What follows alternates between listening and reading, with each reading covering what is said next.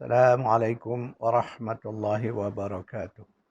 أعوذ بالله من الشيطان الرجيم. بسم الله الرحمن الرحيم. إن الحمد لله نحمده ونستعين ونستغفره ونعوذ بالله من شرور أنفسنا ومن سيئات أعمالنا. من يهده الله فلا مضل له ومن يضلله فلا هادي له. أشهد أن لا إله إلا الله وحده لا شريك له وأشهد أن محمدا عبده ورسوله. اللهم صل على محمد وعلى آل محمد. اللهم انفعنا بما علمتنا وعلمنا ما ينفعنا وزدنا علما. سبحانك لا علم لنا إلا ما علمتنا إنك أنت العليم الحكيم. اللهم آمين. Alhamdulillah, syukran lillah. Pagi ini insyaAllah kita dapat bersama-sama lagi bagi meneruskan aktiviti tadabbur secara tematik berdasar kepada buku Hidup Mengabdi, Hidup Berbakti.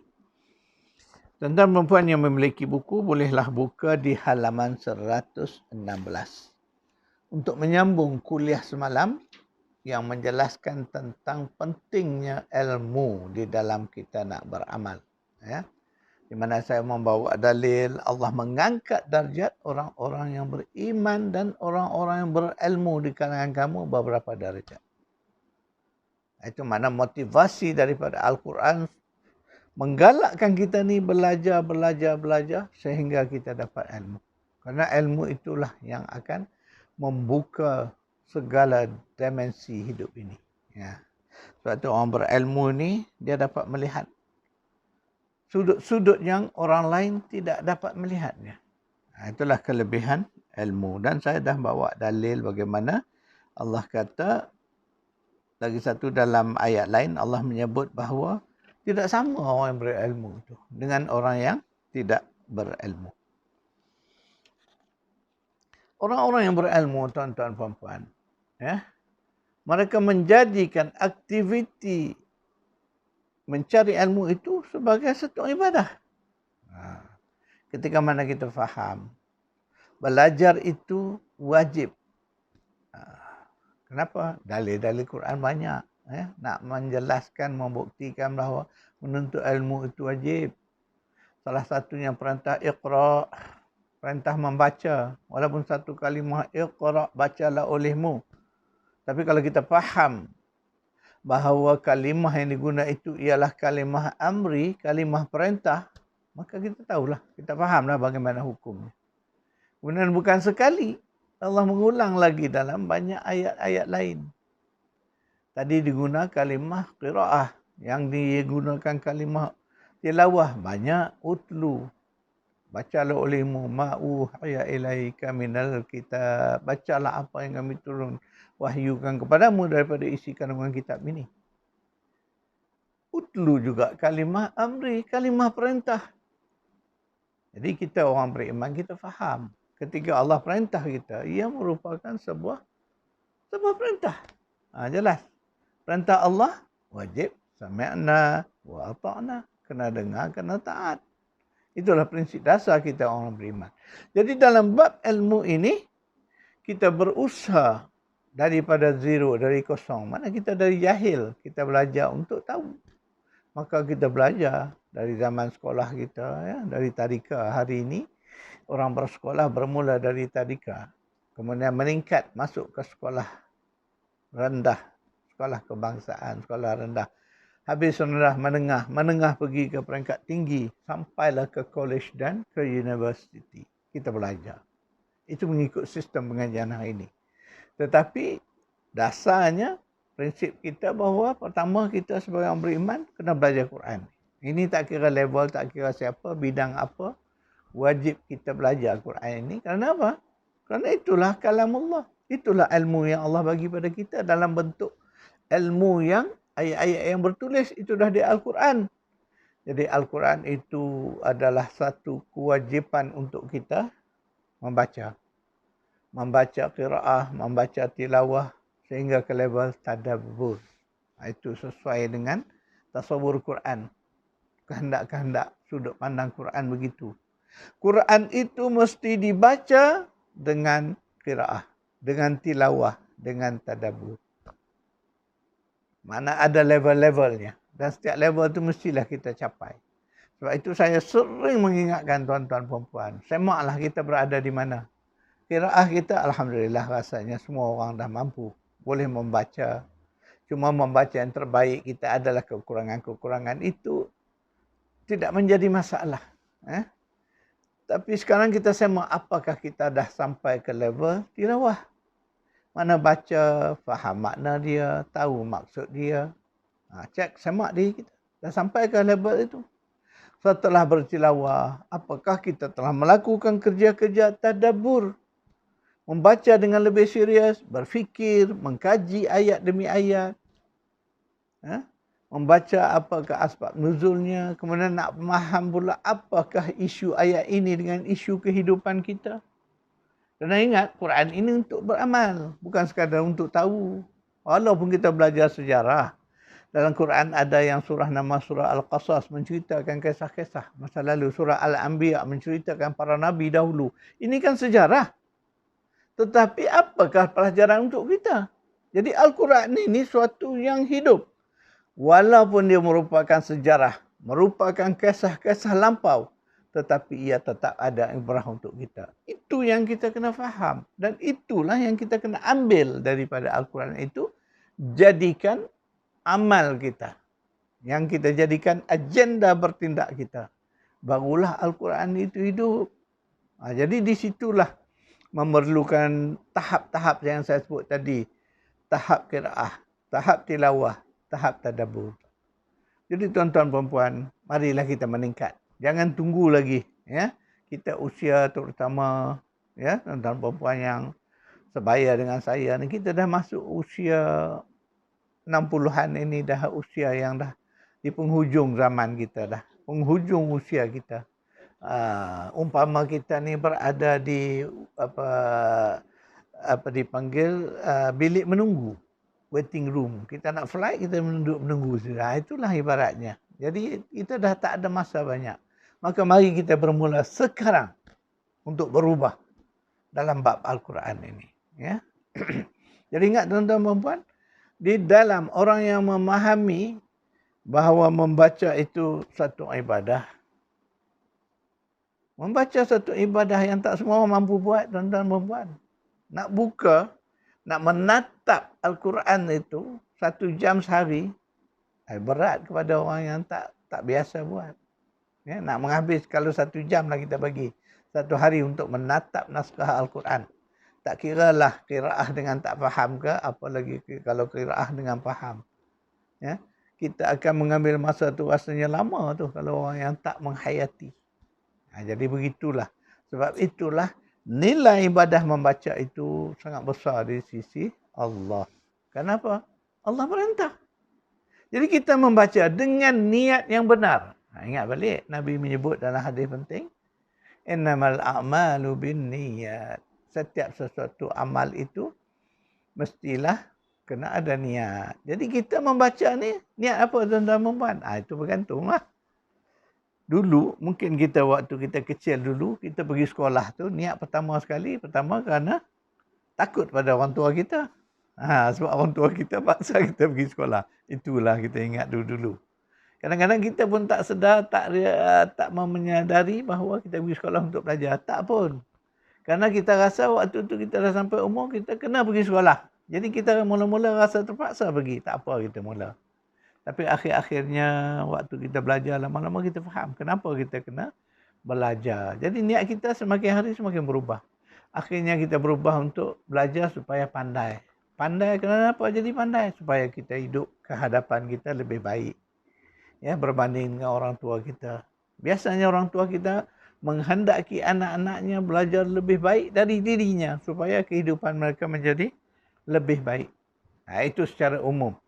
Kemudian kita belajar lagi, belajar sampai menengah, masuk pengajian tinggi, akhir pergi ke universiti. Sebahagian besar kita, niat kita kerana nak dapat ijazah, nak dapat sijil, nak dapat diploma, nak dapat ijazah. Dah ada ijazah sarjana muda, nak ijazah sarjana. Dah dapat sarjana, nak pula PhD. Ya? Akhirnya orang sampailah pengajian sampai PhD. Ya? Jadi begitulah. Bergantung pada niat. Kalau niat kita untuk dapat kerja yang baik, dapatlah kerja yang baik. Dapatlah kalau ada yang niat nak belajar sampai PhD supaya dapat gelar doktor, aku disanjung, dihargai masyarakat, dapat. Jadi itu niat. Tetapi ingat balik tuan-tuan perempuan, hakikat ilmu yang Allah suruh kita belajar Iqra' tadi, supaya apa? Supaya biarlah kita di tahap akhir. Walaupun dulu kita begitulah niat kita, tak ada masalah. Tetapi sekarang, akhir-akhir ini, apabila kita sedar, maka niat kita biarlah berubah. Niat kita ialah sekarang ni, dah kita faham Quran ni, niat kita apa? Kita membaca kerana Allah suruh, tuan-tuan dan puan. Itulah matlamat yang terbaik. Matlamat yang ideal. Saya ada tulis tuan-tuan sebuah buku tajuknya Idealisme Islam. Islam tu satu agama yang ideal. Jadi ini cerita bab ideal ni, mana yang ideal daripada matlamat kita membaca itu ialah kerana Allah suruh. Perintah Iqra' tadi. Mana kita sekarang respon kepada perintah Iqra', kita laksanakan perintah Iqra' itu. Maka itulah yang terbaik, tuan-tuan dan puan. Ya, kita melakukan kerja, kita membaca ni kerana dia akan jadi ibadah yang tinggi nilainya di sisi Allah. Jadi tuan-tuan perempuan, ingat Allah menghantar kita membaca dalam Quran ada 3 level. Qira'ah ayat 96, 1. Tilawah surah 2, 121. Dan tadabbur 38 ayat 29. Jadi itu antara dalil-dalil tentang qira'ah, tilawah dan tadabbur. Jadi ketika Al-Quran memberi petunjuk tadi, dia petunjuk kepada kita membaca saja Quran bagi petunjuk. Itulah hebatnya kita ni. Quran tu hebatnya sehingga membaca tu pun ditunjuk cara dia. Tapi kadang-kadang kita tak ambil berat benda ni. Kadang kita tak menghayati pesan-pesan Quran tu. Jadi bab membaca ni isu besar pada Allah.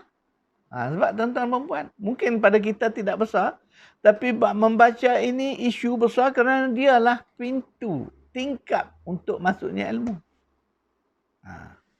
Dulu pernah disebut seorang profesor saya dulu waktu belajar, dia menyebut, bacalah dia kata, kerana itulah apa dia panggil, gerbang ilmu, pintu masuknya ilmu. Itu saya masih ingat lagi. Sebab saya memang suka membaca. Jadi saya ingat pesan profesor saya tadi, membaca itulah gerbang pintu masuknya ilmu. Betul lah tu. Jadi rupanya bila kita tadabbur Quran ini, ya Allah, kita melihat bab membaca pun Quran tunjuk ada teknik, ada cara dia. Dan itulah cara apa yang ditunjukkan oleh Al-Quran tu, Masya Allah. Itulah cara yang digunakan di dalam bidang keilmuan, bidang kesarjanaan. Hari ini orang bercakap bab penyelidikan, research dan sebagainya. Itulah dia tadabbur. Kaedah yang diunjurkan melalui aktiviti tadabbur. Berfikir, mengkaji, meneliti, menyelidiki. Itu semua aktiviti yang makna dia merujuk kepada tadabbur. Masya Allah. Itulah hebatnya Al-Quran ini menunjuk kita jalan. Maka insya-Allah dengan niat yang benar, kita membaca kerana taat pada perintah Allah, maka insya-Allah Allah akan bagi ganjaran kepada. Allah angkat darjat kita. Kerana itu janji Allah. Allah akan mengangkat darjat orang beriman daripada kamu dan juga orang yang berilmu akan beberapa darjat. Mari kita baca beberapa ayat. Salah satunya ayat yang selalu saya baca, iaitu berkaitan dengan tilawah. Itulah ayat di dalam surah Baqarah ayat 121. A'udzubillahi minasyaitonirrajim. Allazina atainahumul kitaba yatlunahu haqqa tilawatih. Ulaika yu'minuna bih wa may yakfur bihi fa ulaika humul khasirun. Orang-orang yang mereka diberikan Alkitab, mereka bertilawah akannya dengan tilawah yang sebenar-benar, haqqa tilawatih. Mereka itu beriman kepadanya. Dan sesiapa yang kufur dengannya, faulaika humul khasirun, mereka itulah orang-orang yang rugi. Jadi ayat 121 Baqarah ini pada saya sangat menyentuh. Sebab apa? Quran mendidik kita supaya membaca dengan konsep tilawah tadi. Itulah kaedahnya. Kena tilawah sungguh-sungguh. Makna membaca ni membaca sungguh-sungguh. Makna membaca mestilah kita faham apa yang kita baca. Itulah baru namanya membaca. Itulah konsep tilawah tadi. Baca mesti faham. Kalau baca tak faham, ini something wrong lah. Sesuatu yang tak kena. Sebab konsep, kerana apa? Kalau kita tak faham, bagaimana kita nak meningkatkan iman kita? Tak mungkin. Itu sebab kena faham. Prinsip dari situ. Kemudian, ayat yang berikutnya, di frasa. Di frasa ataupun di bahagian akhir ayat itu. Ayat amaran. Wa man yakfur bih. Ingat, sesiapa yang kufur, ingkar, tak mau dengar, tak mau ikut kaedah tilawah yang benar tadi, tak mau kepada membaca Al-Quran dengan benar tadi, faulaika humul khasirun. Rugilah. Rugilah tuan-tuan perempuan. Kita ni 60 tahun dah hidup. Ya, 60 lebih. Saya selalu merujuk pada usia saya lah. 60 tahun dah hidup lebih. Tak faham juga lagi isi kandungan Al-Quran. Rugi, ya Allah, rugi. Buku lain kita faham, kitab lain kita faham. Dulu kita belajar, Masya Allah. Berapa banyak buku kita menelaah, membaca. Tapi Quran kita tak faham. Masya Allah, rugi. Itulah kalimahnya. Tak ada kalimah yang lebih daripada apa yang Quran kata. Mereka itulah golongan yang rugi. Kemudian kita melihat pula tadabbur. Tadabbur akan membawa kita memahami Al-Quran dengan lebih luas dan mendalam. Itulah konsep tadabbur. Itulah dalam surah 38, surah Sad, ayat 29, Allah berfirman, A'udzubillahi minasyaitonirrajim. Kitabun anzalnahu ilaika mubarak liyadabbaru ayatih wa liyatazakkara ulul albab. Inilah kitab ini yang aku turunkannya kepada engkau, wahai Muhammad. Kitab yang penuh dengan keberkatan. Supaya mereka itu mentadabur ayat-ayatnya. Dan supaya ulul albab mengambil pelajaran daripadanya. Ayat ini dikaitkan dengan ulul albab tuan-tuan dan puan. Sebab itulah ulul albab ni saya kata banyak. Dalam banyak ayat disebutkan, dikaitkan dengan aktiviti tadabbur. Memang betul lah sebab ulul albab ni dia membaca dengan berfikir. Dia tidak hanya membaca. Dan aktiviti tadabbur pun sama juga. Dia kena membaca, mengamati ayat itu, mencari dalil-dalil lain sokong untuk menguatkan ayat tadi. Dan cari lagi dalil-dalil Al-Quran juga. Ataupun support daripada hadis untuk menjelaskan lagi makna tadi. Itu kaedah tadabbur. Kemudian kaitkan pula dengan kehidupan kita, realiti hari ini. Sebab isu semasa kita tidak sama dengan isu-isu semasa yang dihadapi oleh ulama-ulama zaman dahulu. Kita berada di zaman cyber. Jadi kena boleh kaitkan. Sebab Al-Quran itu suatu yang hidup. Yang boleh dikaitkan dengan zaman bila pun. Itulah kesempurnaan Al-Quran. Jadi kita kena ada keupayaan untuk mengaitkan dengan isu. Jadi bila dapatkan itu barulah kita faham. Sebab itu dalam bab-bab tadabbur ni saya mengaitkan dengan isu ilmu, isu kesarjanaan, isu kaedah berfikir, isu mencari ilmu. Ini semua isu-isu besar, isu yang masih relevan dengan zaman kita. Tapi ilmu hari ini tidak seperti dulu yang berasaskan kepada kertas. Ilmu hari ini tidak berada di kertas sahaja tetapi dia sudah masuk ke alam maya. Yang mana kita boleh on off sekelip mata. Nak baca ayat Quran ni kita tak perlu bawa naskah Al-Quran, dengan hanya menekan butang-butang ini muncul image-image ayat Quran. Nampak? Itu zaman kita. Tetapi isunya ilmu tetap ilmu. Cuma dia berada di dalam bentuk yang berbeza. Contoh, bila disebut qalam. Qalam ni jangan main-main. Makhluk agung yang terawal, antara makhluk terawal yang Allah cipta untuk melaksanakan tugasnya, menulis. Qalam untuk menulis. A'udzubillahi minasyaitonirrajim. Bismillahirrahmanirrahim. Wal qalami wa ma yasturun.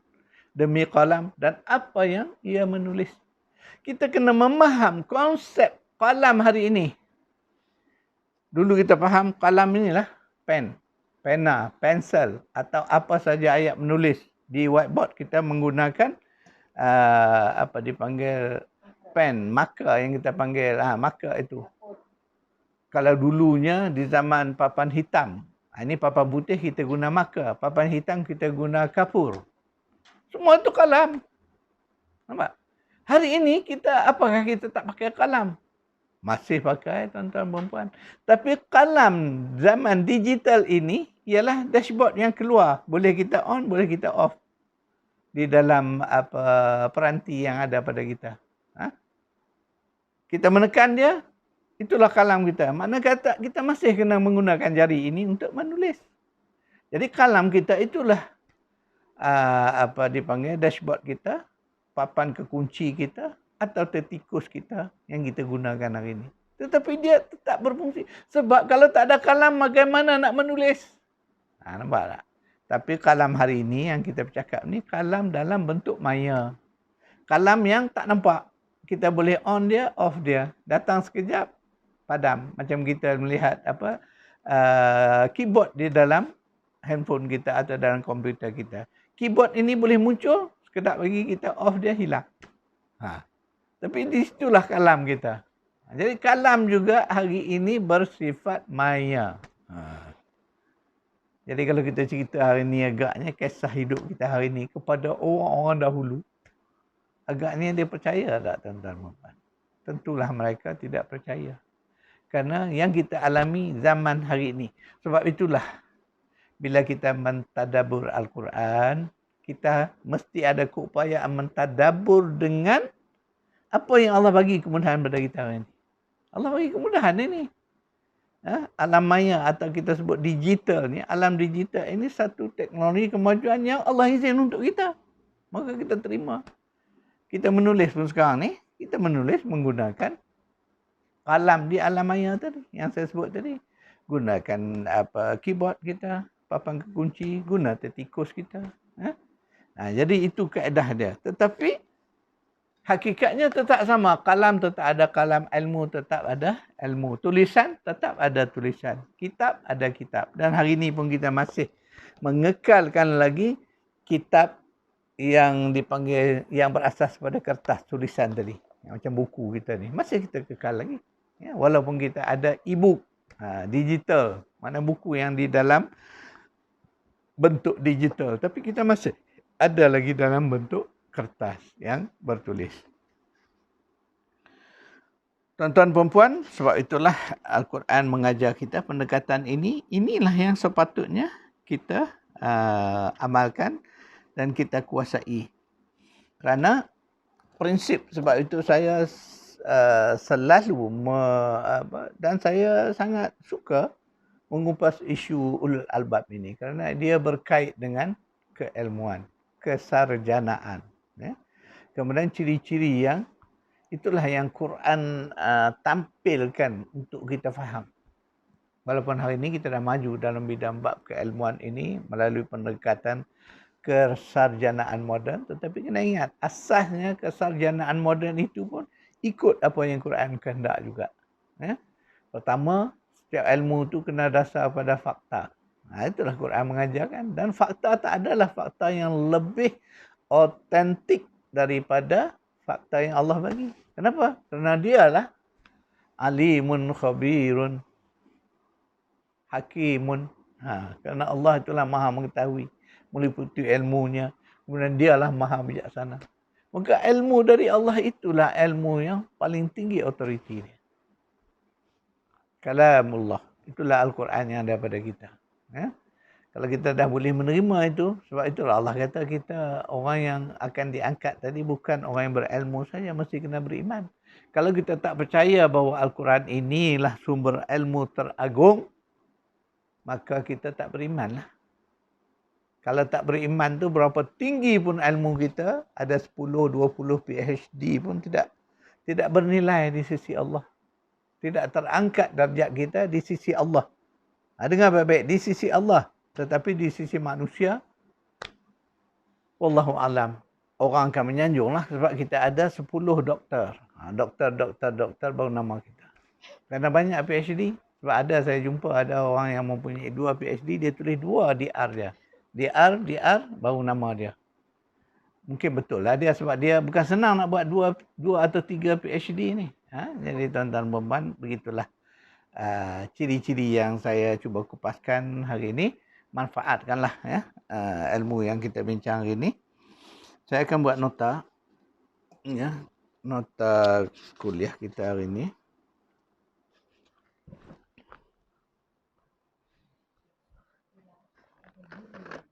Jadi saya akan tulis prinsip membaca. Ini menurut Quran membaca.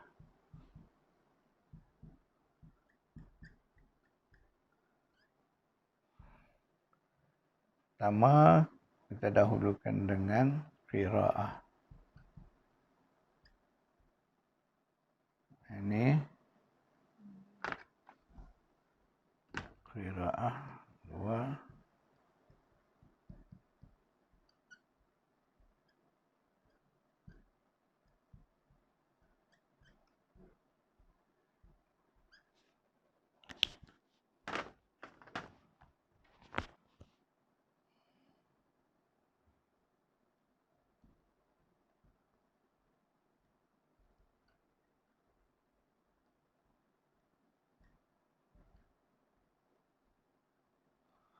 Walaupun ada 3 dalil tadi, sebenarnya ada lagi banyak dalil-dalil yang lain. Semua mewakili tadi. Ya. Kemudian ayat yang kita baca hari ini, surah 2, 121. Surah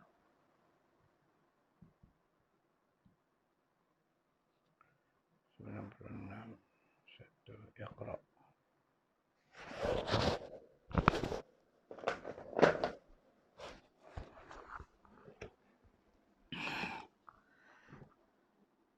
Dan puan, sekadar itu dulu kuliah kita hari ini. InsyaAllah kita bertemu lagi di besok hari. A'udzubillahi minasyaitonirrajim. Bismillahirrahmanirrahim. Alhamdulillahirabbil alamin wassalatu wassalamu ala asyrafil anbiya'i wal mursalin wa ala alihi wa sahbihi ajma'in. Allahumma arhamna bil Qur'an waj'alhu lana imaman wa nuran wa hudan wa rahmah. اللهم ذكرنا منه ما نسينا وعلمنا منه ما جهلنا وارزقنا تلاوته آناء الليل وأطراف النهار واجعله لنا حجة يا رب العالمين. ربنا آتنا في الدنيا حسنة وفي الآخرة حسنة وقنا عذاب النار. صلى الله على محمد وعلى آله وصحبه أجمعين والحمد لله رب العالمين.